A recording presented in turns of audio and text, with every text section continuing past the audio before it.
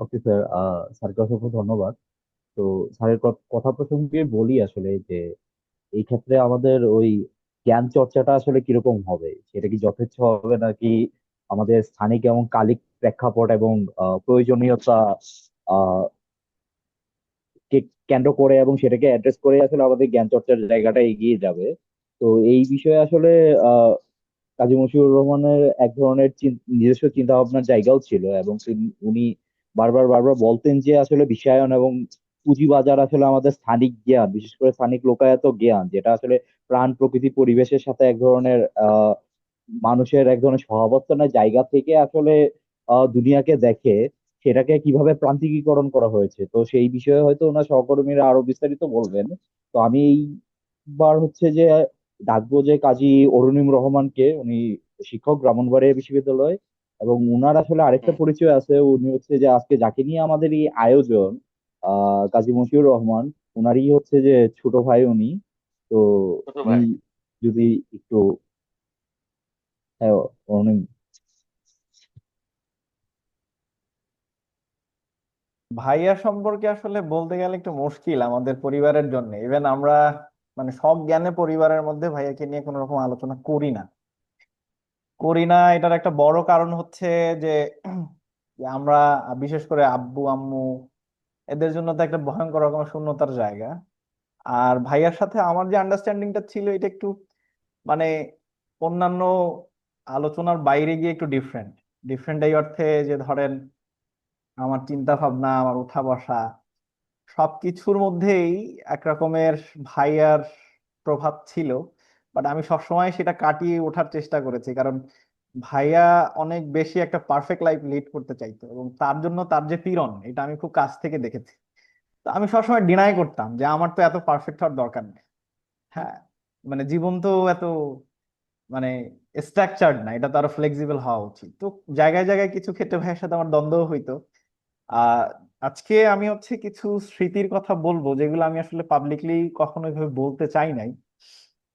যেটা হচ্ছে যে স্যারের চুল কাটা নিয়ে একটু বলি। স্যার যে ভাইয়া যে আপনাকে জিজ্ঞেস করছে স্যার ঢাকায় গিয়ে কাইতেন, এটার একটা বড় কারণ হচ্ছে আমরা ছোটবেলা থেকে এক কাকা আছেন পিরোজপুরের, তার কাছেই চুল মানে কাটাতে অভ্যস্ত আর কি। তো ভাইয়া হচ্ছে ঢাকায় থাকতো বা যেখানেই থাকতো, বাড়ি ফিরলে তখন সে কাকার কাছে যায়। ইভেন আমাদের এটা একটা ট্র্যাডিশন হয়ে গেছে। আব্বু, ভাইয়া, আমি, ফাইনালি দীপ্র সেই সুযোগ পেয়েছে। মানে ভাইয়ার খুবই আগ্রহ ছিল যে দীপ্র কোনো একবার হলেও চুল হচ্ছে আমাদের সেই নারায়ণ কাকা কাটবেন। কাকার এখন বয়স প্রায় 85। এই কথাটা বলার পিছনে একটা কারণ আছে, সেটা হচ্ছে ভাইয়ার এই যে সবসময় তার শিকড়কে আগলে থাকার একটা প্রবণতা ছিল ভয়ঙ্কর। এবং কোভিড এর সময় যেটা হয়েছে যে এই সময়টায় তো আমি আর ভাইয়া প্রায় মানে আমাদের একটা ব্যাপার ছিল, ভাইয়া 2004 সাল থেকে বাড়ির বাইরে। তো ভাইয়ার সাথে আমার বয়সের গ্যাপ প্রায় 10 বছর। তো ইন্টালেকচুয়ালি তো ওইভাবে আমরা সরাসরি কানেক্ট হতে পারি নাই, বিশেষ করে বিশ্ববিদ্যালয়ে ওঠার আগ পর্যন্ত ভাইয়াকে জাস্ট ভাইয়া হিসাবেই একটা ধরেন বোঝাপড়া যে তুমি এটা করো না ওইটা করো, ওইটা করো না ওইটা করো। বাট দিন শেষে আর্গুমেন্টের জায়গাটা এসে দাঁড়াইছে সে বিশ্ববিদ্যালয়। ধরেন আমার জীবনের প্রথম বই আমি ক্লাস 7-এ হচ্ছে নন একাডেমিক বই পড়েছি, সেটা ছিল চাঁদের পাহাড়। তো এই বইটা হচ্ছে ভাইয়া 2007 সালের বইমেলা থেকে আমাকে কিনে দিয়েছিল, 2007 বা 2006। তখনও আমার বাংলা বা ইংরেজি রিডিং পড়তে কষ্ট হতো, ভেঙে ভেঙে যাইতো। হ্যাঁ, আমি পড়তে পারতাম না। তো আমি সেই দাঁত ভাঙা রিডিং নিয়ে আমি সেই বইটা 3 থেকে 4 বার পড়েছিলাম আমার মনে পড়ে। পরে যখন ক্লাস 7-এ উঠি তখন আমাকে বইমেলা থেকে দুইটা বই কিনে দিল। একটা হচ্ছে হুমায়ুন আজাদের বুক পকেটে জোনাকি পোকা, এবং হচ্ছে ডক্টর নিহার কুমারের ছোটদের অর্থনীতি ও রাজনীতি। এবং বইটা ভাইয়া হচ্ছে একটা ছোট্ট চিঠি সহ একটা কুরিয়ার করে আমাকে দিয়েছে। ওই সময় তো কন্টিনেন্টাল কুরিয়ার অনেক প্রসিদ্ধ ছিল। তো হ্যাঁ, এখনো আমার আছে। নামে একটা পার্সেল আসছে, কেয়ার অফ আব্বু। তো আব্বু আবার সেই প্যাকেটটা খোলে নাই, সেটা আবার পাঠাই দিয়েছে তার স্কুলের দপ্তরে দিয়ে আমার কাছে। আমি আর আমার বোন মিলে খুব আগ্রহ নিয়ে সেটা খুলতেছে এবং খুলে পার্টলি হতাশ হয়েছি যে বই পাঠাই দিল। হ্যাঁ, যে আমি তো ক্লাস 7-এ পড়ি, ছোট মানুষ। হ্যাঁ, দুনিয়া এত কিছু থাকতে বই কেন? তো এইটা ছিল আমার ইনিশিয়াল জার্নি এক রকমের। এরপরে ছোটবেলায় আমরা হচ্ছে বাসায় হচ্ছে শুক্রবার শুক্রবার ডেইলি স্টার রাখতাম, ওর স্টার উইকেন্ড থাকতো। আমি এর বিজ্ঞাপনগুলো অনেক আগ্রহ নিয়ে দেখতাম। তো ভাইয়া যেহেতু ইংরেজি সাহিত্যে পড়তো, মাঝে মাঝে তার একাডেমিয়া থেকে কিছু কিছু গল্প সে বলতো। আমি আহমদ মুস্তফার নাম ভাইয়ার কাছে শুনতাম। আমার শরীফের লেখা পড়ার সুযোগ হয়েছে ভাইয়ার কারণে। কারণ ভাইয়া যতটা না হচ্ছে আহ পড়াইতো, বা তার চাইতে অনেক বেশি হচ্ছে গল্প বলতো। এসে মাঝে মধ্যে এসে বলতো অমুক একজন মানুষ আছে, সে এই এই করছে।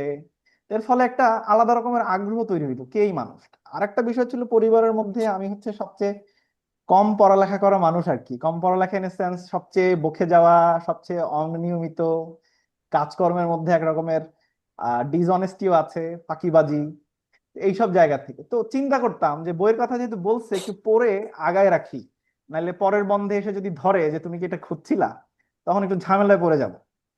তো এই করতে করতে আর কি মোটামুটি আমার বিশ্ববিদ্যালয়ে জার্নি শুরু। তো ফার্স্ট সেমিস্টারে আমাকে দুইটা বই কিনে দিয়েছে। আমি মাত্র তখন বিশ্ববিদ্যালয়ে যাওয়া শুরু করেছি। একটা হচ্ছে ইংরেজি লিটারেচারের বিভিন্ন থিওরির বেসিক, সেটা হচ্ছে বিগিনিং থিওরি। আর একটা হচ্ছে উইল ডুরান্টের দ্য স্টোরি অফ ফিলসফি।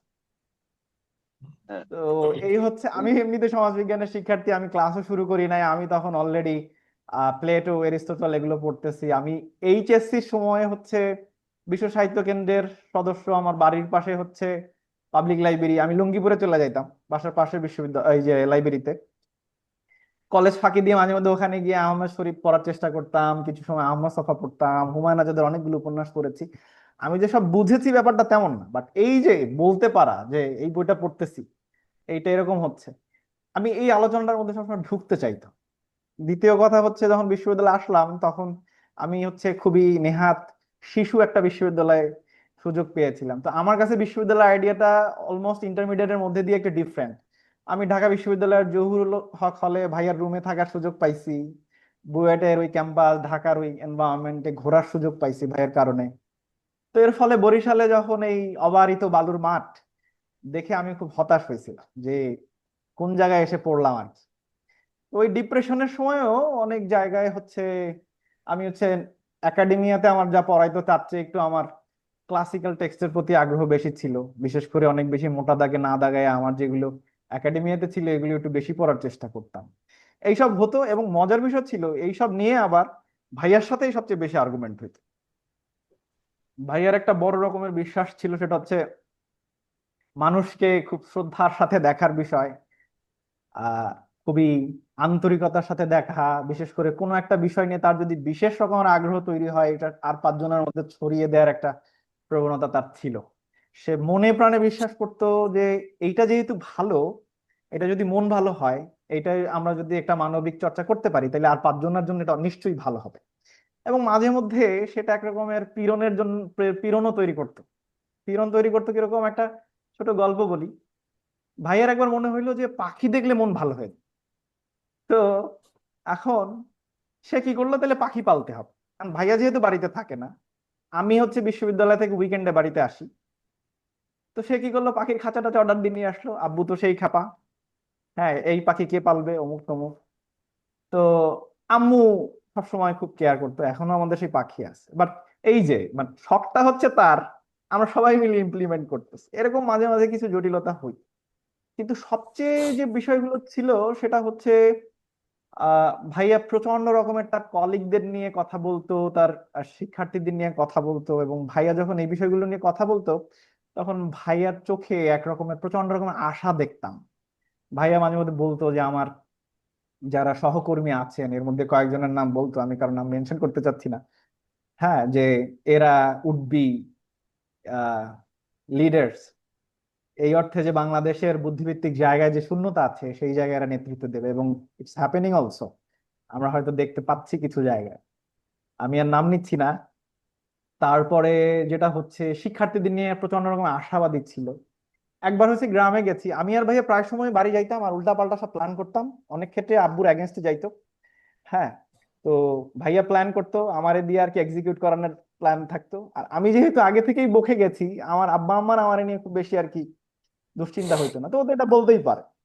হ্যাঁ, বাট ভাইয়া বললে এটা নিয়ে একটা তুই এটা কেমনে বললি টাইপ একটা ব্যাপার। বাট আমি বললে ঠিক আছে যে ও এটা তো বলতেই পারে, ঠিক আছে, তো কেউ কারো কথা শোনে না, ও এটা বলতে পারে। তো ভাই প্রায় সময় আমার সাথে এটা নিয়ে কোনো কিছু নিয়ে শেয়ার করতো। ধরেন আমাদের একটা মেহগনির বাগান ছিল, হ্যাঁ, মানে ভয়ঙ্কর অবস্থা। এখন আমরা কোনোভাবেই আব্বুকে ম্যানেজ করতে পারতেছি না যে এই গাছগুলো বিক্রি করা দরকার, এইটা জমির জন্য ক্ষতিকর, আশেপাশের মানুষের জন্য ক্ষতিকর। কারণ আব্বুর চিন্তা ছিল যে এইটা হবে না, কারণ আমরা বাড়িতে থাকি না, এখানে অন্য ফল ফুল অন্য কিছু লাগাইলে এটা অন্যরা ভোগ দখল করবে, একটা যন্ত্রণা। তার চাইতে গাছ বড় হচ্ছে, সময় সময় গিয়ে বিক্রি করে দেবো, প্যারা না। ফাইনালি, বাট ভাইয়া আসলে দেখে যাইতে পারে নাই, সেই গাছগুলো ফাইনালি ছেড়ে দেওয়া হয়েছে আর কি। তো এর পিছনে একটা বড় রকমের কারণ ছিল, কোভিড এর সময়টা আসলে আমাদের জীবনে একটা ভয়ঙ্কর রকমের একটা অভিজ্ঞতা গেছে। আমরা পুরো 1 বছর, আমি ভাইয়া আব্বু আম্মু সবাই একসাথে ফাইনালি একসাথে থাকার সুযোগ পেয়েছি। আমার বোন তখন হচ্ছে ব্যাংকের চাকুরে করে, চাকুরে, সে হচ্ছে তখন পোস্টিং গাজীপুরে। আর দীপ্র আর ভাবি হচ্ছে ঢাকায়।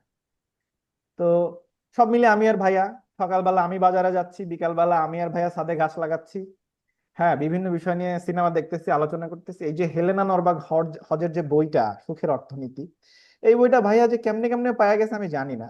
সে হেলেনাকে হচ্ছে মেইল করছে যে হেলেনা, আমি এই বইটা অনুবাদ করতে চাই। সেটা নিয়ে কদিন মেইল চালাচালি হইলো। হেলেনা সেই কোভিড এর মধ্যে হচ্ছে অস্ট্রেলিয়া দিয়ে বই সেন্ড করে দিছে, হ্যাঁ, 3 কপি বই আসছিল। তো সেটা নিয়ে এসে এবং রাতারাতি দেখলাম মোটামুটি এত পরিমাণে হচ্ছে আগ্রহ নিয়ে বইটা অনুবাদ করলো। মানে আমি তখন হচ্ছে দিল্লিতে ভর্তি হয়েছি, হ্যাঁ, তো আমার হচ্ছে অনলাইন ক্লাস চলে। তো আমি অনলাইন ক্লাস করি। আমার অনলাইন ক্লাস শেষ হলে বাসায় ল্যাপটপ একটা, ডেস্কটপ তো ভাইয়া তখন তো তার অফিসে যাইতে পারে না, ডেস্কটপ ওখানে, ঢাকায়ও যাইতে পারতেছে না, ওখানে অ্যাক্সেস, বাট বাসায় ল্যাপটপ একটা। তো আমার ক্লাস করার পরে আমার ল্যাপটপে ভাইয়া হচ্ছে অনুবাদ শুরু করতো। এবং মোটামুটি হাফ বেলা আমি ল্যাপটপ চালাইতাম, হাফ বেলা ভাইয়া চালাই, এরকম একটা বিষয় ছিল। তো ফাইনালি বইটার প্রকাশও ভাইয়া দেখে যেতে পারে নাই। তো অনেক রকমের অপ্রাপ্তি আমাদের হয়তো আছে, আমি জানি না আসলে সবকিছু ভালোর জন্য হয় কিনা, বাট আমার আসলে মানার সুযোগ খুব কম। থার্ডলি যেটা হয়েছে, কোভিড এর মধ্যে আরো কিছু বিষয় ছিল অনেক ইন্টারেস্টিং। যেমন হচ্ছে ভাইয়ার প্রচন্ড রকমের গ্রামে ফিরে আসার প্রবণতা ছিল। আমরা হচ্ছে বাড়ির ডিজাইন করব কি করব না, আমাদের শুভাকাঙ্ক্ষীদের সাথে বিভিন্ন বিষয়ে আলোচনা করছিলাম। তো বাড়িটা কেমন হবে, সেটা বাংলা বাড়ি হবে, সেখানে সেমিনার থাকবে, সেখানে পাঠাগার থাকবে, বিভিন্ন রকমের আলোচনা। তো সেটা নিয়ে এখন বাড়ির মধ্যে তার কুয়াশাও দেখা লাগবে, তার জ্যোৎস্নাও দেখা লাগবে, ঘরের মধ্যে সে শুয়ে শুয়ে সব দেখতে চায়, হ্যাঁ, এরকম আলোচনা। তারপরে সে, হ্যাঁ, পুকুরের পানি যে মুভ করতেছে তারও তার ঘরের মধ্যে বসে দেখা লাগবে, মাঝে মধ্যে এরকম আমাদের সব কাল্পনিক চিন্তা ভাবনা হইতো।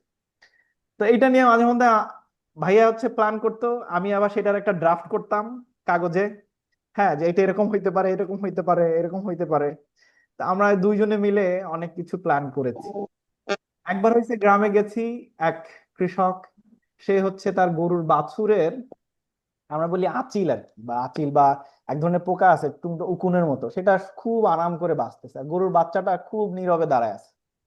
এখন এই যে ইহ, মানে মানুষ যে প্রকৃতির অংশ, এবং মানুষ যদি একটু সৎ ব্যবহার করে তাহলে প্রকৃতি যে তাকেও আগলায় রাখতে চায়, এই প্রবণতাটা নিয়ে আমাদের ওই ওই সন্ধ্যা গেছে আর কি, ওই এক গরু আর হচ্ছে কৃষকের আলোচনায়। তো এরকম বহু হয়েছে, হ্যাঁ, ধরেন কোনো একটা গাছ নিয়ে খুব আগ্রহ, তো সেটা নিয়ে এত পরিমাণ এন্ডালস থাকতো যে সেটার একদম হাইয়েস্ট, হ্যাঁ, ব্যবহার করার পরে তারপরে ওটা দিয়ে তার মন উঠতো। ধরেন একবার হচ্ছে অ্যাডিনিয়াম গাছের শখ হইলো। তো মোটামুটি 6 মাসের মধ্যে আমাদের বাসায় প্রায় হচ্ছে 25 রকমের অ্যাডেনিয়ামের ভ্যারাইটি চলে আসছে ছাদে, হ্যাঁ, এর মধ্যে কিছুগুলো বাজছে, কিছুগুলো বাজে না, এবং অধিকাংশ ক্ষেত্রেই আমারই হচ্ছে সেগুলো হচ্ছে ভাইয়ার সাথে one kind of helping hand হিসেবে, হেল্পার হিসেবে থাকা লাগে। তারপরে একবার হচ্ছে গোলাপের কথা মাথায় আসলো, এই কাজ করতো। গোলাপ, প্রচন্ড রকমের গোলাপ লাগাইছি, মরছে, লাগাইছি, মরছে, এরকম একটা বিষয়। ফাইনালি স্যার যে ফুলের কথা বললেন, স্যার, আমাদের হচ্ছে ছোটবেলা থেকে আমাদের পারিবারিক ভাবে আমাদের গাছের প্রতি আর বইয়ের প্রতি একটা আলাদা রকমের ওরিয়েন্টেশন হচ্ছে আব্বুর কাছ থেকে আসছে। আমরা ছোটবেলা হইতেই দেখি আমাদের ঘরে হচ্ছে বইয়ের শেলফ, মানে সেখানে কি বই সেটার চাইতে গুরুত্বপূর্ণ হচ্ছে একটা বই আছে, এবং মানে বইয়ের শেলফ আছে, এবং এখানে অনেক বই, এবং সব বই, অধিকাংশ বই হচ্ছে ডোনেশন। বিভিন্ন মানুষ বিভিন্ন প্রোগ্রামে আব্বুকে বই পাঠাইছে, আব্বু কিছু রেখে দিছে, কিছু পড়ছে, এরকম একটা বিষয়। তো আর গাছ লাগার বিষয় হচ্ছে প্রচন্ড রকমের আব্বুর গাছের প্রতি একটা মায়া এখনো আছে। তো এইটা আমরা ওদের মধ্যে পাইছি, ভাইয়ের কাছে যে সেটা অনেক বেশি হচ্ছে নান্দনিক হয়ে উঠছে, অনেক বেশি বৈচিত্রিক হয়ে উঠছে, যেমন বিভিন্ন ভ্যারাইটির গাছ লাগানো। পরে সেটা এসে আমার মধ্যে আর একটু ভয়ঙ্কর ভাবে ঢুকছে কিনা আমি জানি না, কারণ এখন কোথাও গেলে সবার আগে একটা গাছ সংগ্রহ করতে মনে মনে হয়, কারণ একটা গাছ নিয়ে আসলে সেই গাছতলায় দাঁড়াইলে এক রকমের, সে গাছ যেন গল্প বলে যে আমি তোমার সাথে ট্রেনে, বাসে, লঞ্চে বিভিন্ন ভাবে ভ্রমণ করে তারপরে হচ্ছে এই বাড়িতে আসছি। তো তোমার সাথে আমার জার্নিটা অনেক দূরের, এবং এই মাটিতে তুমি একমাত্র মানুষ যে আমাকে নিয়ে আসছো। তো তোমারও দায়িত্ব যে আমাকে একটু আগলে রাখা। এরকম কিছু বিষয়, যেমন জাতীয় বৃক্ষমেলা দিয়ে যে সমানে ভাইয়া গাছ কিনতো, আবার জাতীয় বইমেলা থেকেও প্রচন্ড রকমের বই কিনতো। তো এই দুইটা জিনিসই আমাদের মধ্যে সংক্রামিত হয়েছে, নেগেটিভলি বা পজিটিভলি আমি জানি না, বাট পকেটে টাকা থাকছে না এই কারণে অনেক ক্ষেত্রে। আর একটা বিষয় বলতে চাচ্ছি, সেটা হচ্ছে কোভিড এর মধ্যে ভাইয়ার স্থাপত্য কলা নিয়ে অনেক আগ্রহ তৈরি হয়েছিল।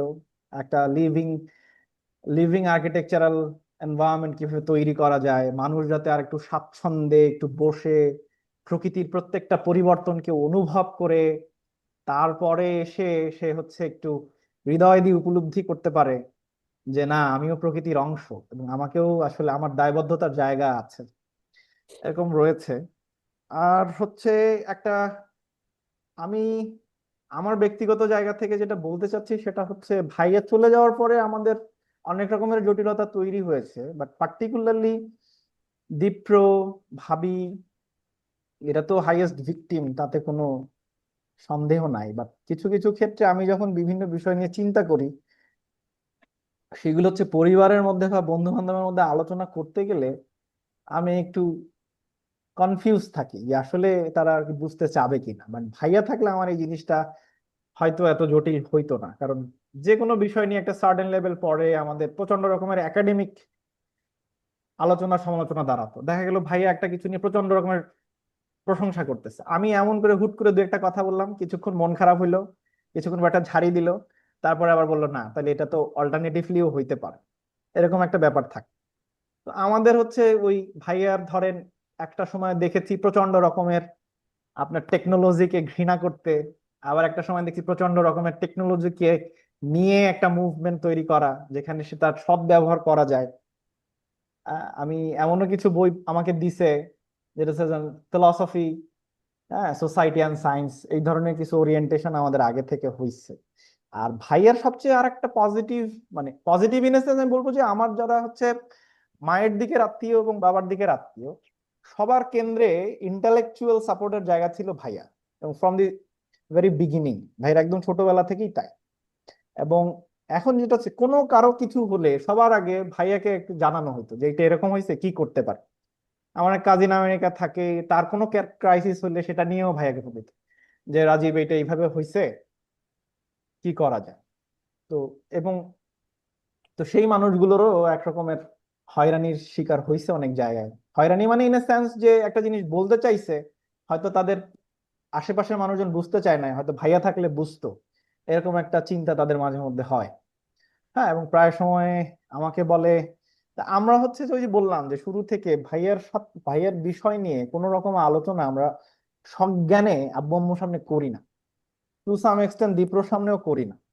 এর একটা বড় রকমের কারণ হচ্ছে ধরেন ভাইয়ের মৃত্যুবার্ষিকী, জন্মবার্ষিকী, এগুলো নিয়ে অনেক মানুষ অনেক রকমের কথা বলেন, ফেয়ার এনাফ। এবং আমি খুব আহ বিনম্র ভাবেই বলছি, আপনারা অন্যভাবে নিয়েন না, কিন্তু আমরা যারা আছে পরিবারের মানুষজন, আমাদের জন্য জিনিসটা একটু জটিল হয় যে একটা নির্দিষ্ট দিবসে আমরা যখন এই আলোচনাগুলো শুনি, তখন ওই মানে ধরেন যে ঘাস শুকায় নাই সেইখানে মনে হচ্ছে যেন ব্যথা বাড়ে, এরকম একটা বিষয়। আর একটা কথা বলতে চাচ্ছি সেটা হচ্ছে ভাইয়ার যে ভাইয়া এখন পর্যন্ত মানে তার জীবদ্দশায় সে যেসব কাজ বাজ করে গেছেন, বিশেষ করে বিভিন্ন জায়গায় সে কথা বলেছেন, বিভিন্ন জায়গায় হচ্ছে সে লিখেছেন, অনেক জায়গায় তার আক্ষেপ ছিল যে আমার এই লেখা অমুকে ছাপাচ্ছে না, তমুকে ছাপাচ্ছে না, এরকম কিছু আলোচনা ছিল। আর ভাইয়ের মৃত্যুর পরে দেখলাম যে তারাও দুই একটা লেখা টেখা ছাপিয়েছে, সেটা একটা বিষয়।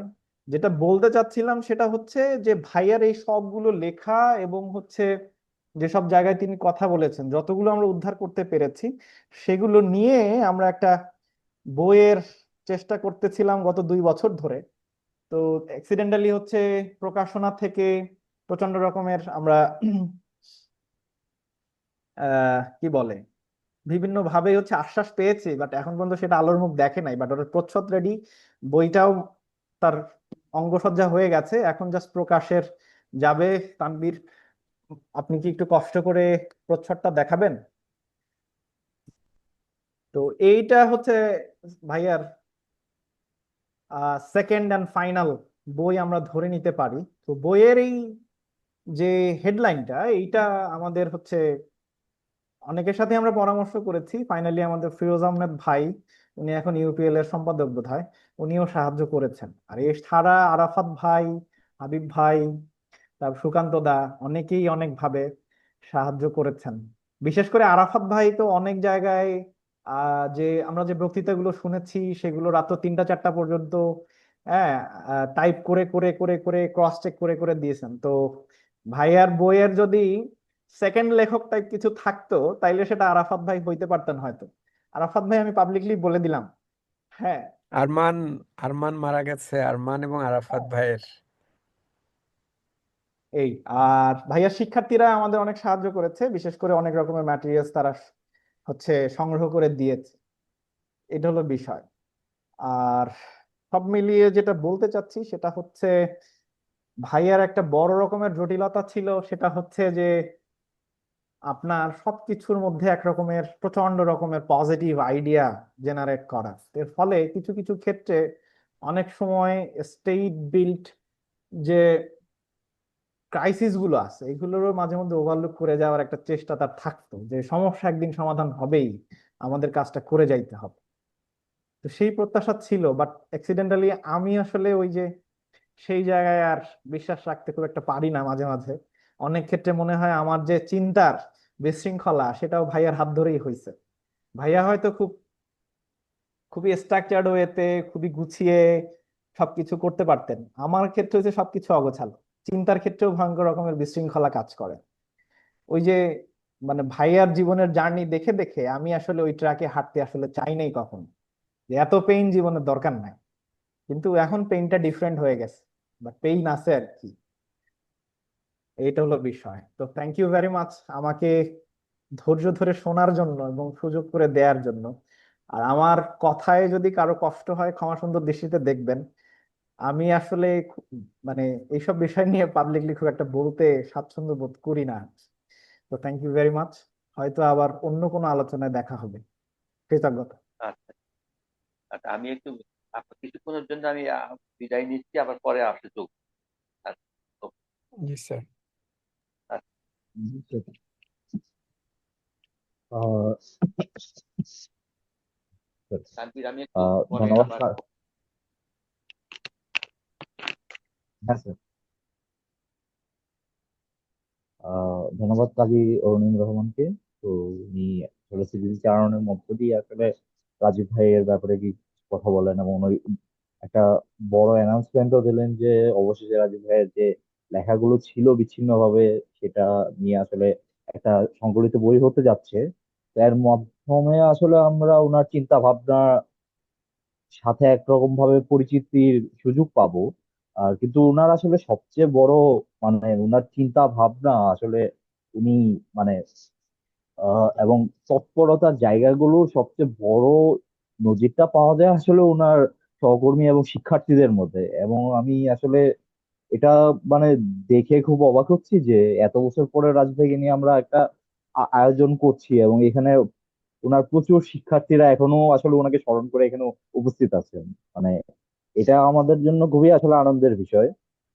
তো আমি ব্যক্তিগতভাবে আসলে ওনার শিক্ষার্থী না সরাসরি, ওনাকে চিনতাম আসলে বোধিচিত্তে ওনার কয়টা আসলে বক্তৃতা থেকে, বিশেষ করে এম এস রেজায়ার এবং হচ্ছে যে ফ্রান্স ফানো এবং নববিবাহ থিমো নিয়ে উনি 3টা বক্তৃতা করেছিলেন।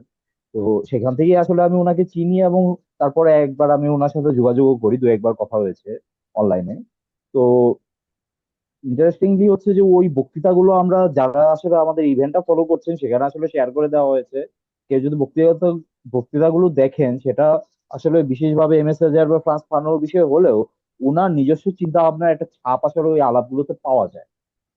তো আমি আসলে মানে ওই প্রসঙ্গেই বলবো। আর অরুণিমা আরেকটা ব্যাপার বলছিলেন যে ওনার একটা সেদিকে একটা বড় আগ্রহের জায়গা তৈরি হয়েছিল, যেটা আমার সাথেও কথা হয়েছিল ওনার একবার, যে স্থাপত্য বিষয়ে।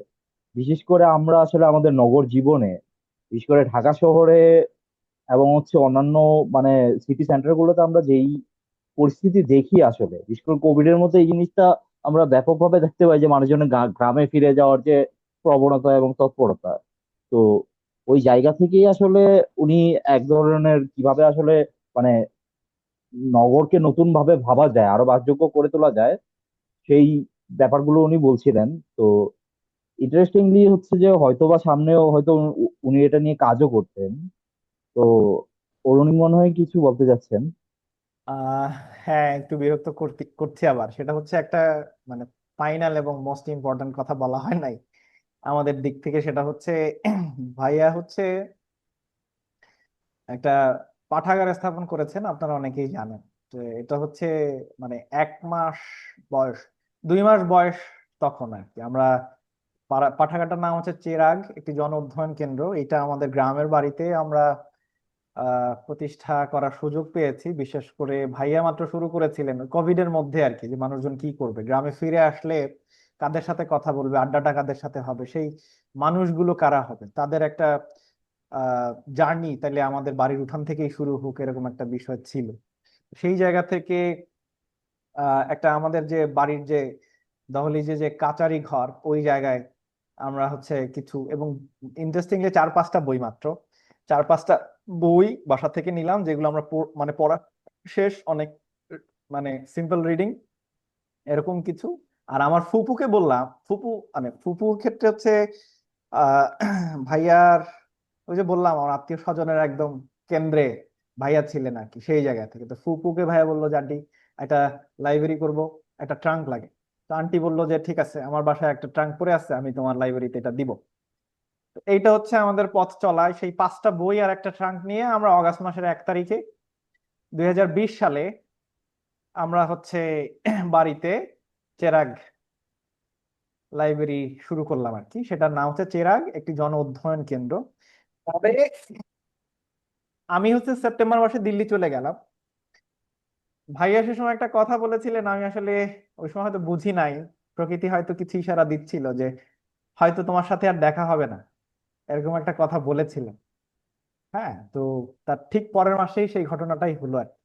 আমি প্রচন্ড রকমের দিল্লির দশেরা দুর্গাপূজার সময় উৎসবে ব্যস্ত, তখন শুনি যে সে হচ্ছে দেহ ত্যাগ করে পৃথিবী ছেড়ে চলে গেছেন। এবং আরেকটা বিষয় হচ্ছে এই, ভাইয়াকে নিয়ে যখন আলোচনা হয়, আমি বিনয়ের সাথে বলতে চাচ্ছি, দুইটা জিনিসকে আমরা খুবই আহ খুব কম করে আমরা বলি। সেটা হচ্ছে সড়কে মানুষের হত্যার মিছিল এখনো চলছে, এবং প্যারালালি যেটা হচ্ছে অনেক মাইনর মানুষজন খুব তুচ্ছ কারণে মরে যাচ্ছে, তাদের নিয়ে কিন্তু আমাদের আলোচনা নাই। যেমন ভাইয়াকে নিয়ে আমাদের আলোচনা যেমন হচ্ছে, প্যারালালি ওই ভ্যানালা যে তার পরিবারের একমাত্র সন্তান ছিল এবং সে মাইনর ছিল, তাকে নিয়েও আলোচনা হয় না। তো আমি যেটা বলতে চাচ্ছি, সড়কে যেটা হয়েছে সেটা একটা হত্যাকাণ্ড, এবং সেটার দায় রাষ্ট্র এবং মালিক পক্ষ এড়াতে পারে না। মজার বিষয় হচ্ছে ভাইয়ের যে কেসের নথি, সেখানে মালিক পক্ষকে কোনো রকমের আসামি করা হয়, এবং স্টেটের দায় নিয়েও কোনো কথা নাই, শুধুমাত্র ড্রাইভারকে উল্লেখ করা আছে। এখন ড্রাইভার নিজেও তো বাংলাদেশের সিস্টেমের মধ্যে ভিকটিম। একজন ড্রাইভার সে যদি 18 ঘন্টা গাড়ি চালাতে বাধ্য হয়, সে রেস্ট নেবে কখন? আর সে হচ্ছে তার প্যাসেঞ্জারকে নিরাপদে নামায় দেবে কখন? এবং আমাদের একটা স্ট্যাটিস্টিক্সে দেখা গেছে যে আমাদের মানে আর কি, রিসেন্ট সময় স্ট্যাটিস্টিক্সে দেখা গেছে যে ড্রাইভাররা যে পরিমাণ ঘুম এবং হচ্ছে আহ খাবার পানীয় দ্বারা ডিপ্রাইভড, তাতে অ্যাক্সিডেন্ট হওয়া খুব অযৌক্তিক না। এবং কিছু কিছু ক্ষেত্রে অধিকাংশ ড্রাইভাররা হচ্ছে হাই ব্লাড প্রেশার এবং হচ্ছে আহ ডায়াবেটিস পেশেন্ট, বা তারা সেটা জানে না। তো অনেক ক্ষেত্রে গাড়ি গাড়ি চালাতে গেলে তাদের চোখ ঝাপসা হয়ে যায়, তারা এটা বুঝতে পারে না।